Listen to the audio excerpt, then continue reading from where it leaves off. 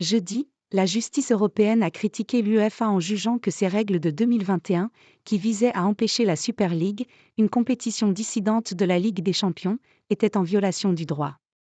Cette décision ravive le débat sur l'avenir du football européen.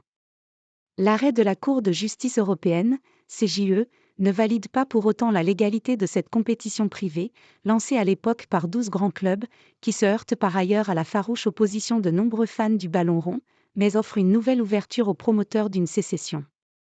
L'organisation A22, créée après l'échec du premier projet de Super League, a salué la fin du monopole de l'UEFA et immédiatement proposé une nouvelle mouture très différente de la première Super League, puisque ne comportant aucun membre permanent et assortie d'un système de promotion-relégation et de solidarité financière. Elle a évoqué une nouvelle compétition européenne ouverte, avec 64 clubs répartis en 3 ligues, promettant une diffusion gratuite de sa compétition sur une plateforme de streaming. Elle n'a cependant donné aucune précision ni sur le calendrier, ni sur le niveau d'approbation parmi les clubs européens.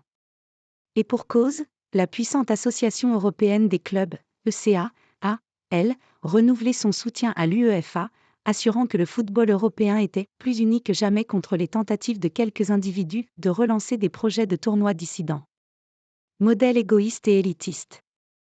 Pour la juridiction européenne, les règles de la FIFA et de l'UEFA soumettant à leur autorisation préalable la création de tout projet de nouvelle compétition et interdisant aux clubs et aux joueurs de participer à celle-ci, sous peine de sanctions, sont illégales.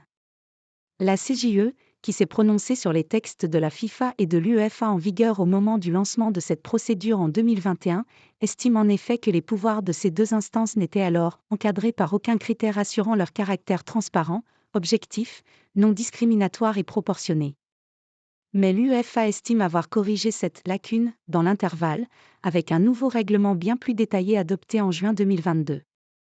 Cet arrêt ne signifie pas une approbation ou une validation de la soi-disant Super League Plus, a insisté l'organisation européenne, minimisant la portée de l'arrêt. Dans son communiqué, la CJE prend d'ailleurs soin de préciser que le projet de Super League ne doit pas pour autant être nécessairement autorisé, soulignant qu'elle ne se prononce pas sur ce projet spécifique.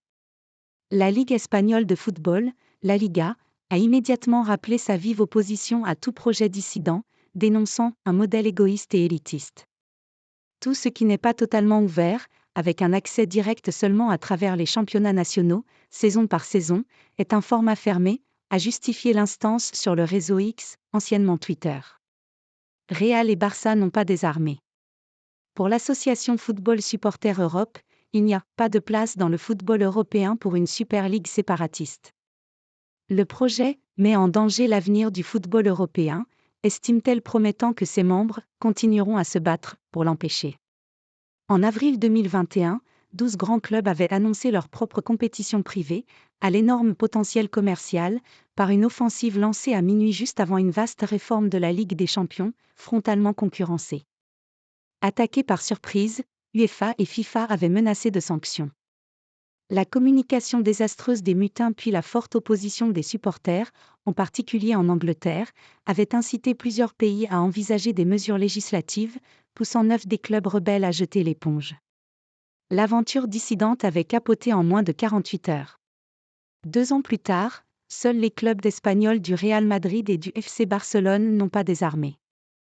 Le Barça a d'ailleurs estimé jeudi que la décision de la justice européenne ouvre la voie à une nouvelle compétition de football au plus haut niveau en Europe. Les frondeurs sont défendus par le cabinet d'avocats Dupont-Issel, à l'origine du célèbre arrêt Bosman ayant consacré, en 1995, la liberté de circulation des joueurs au sein de l'UE et fait sauter les quotas de nationalité.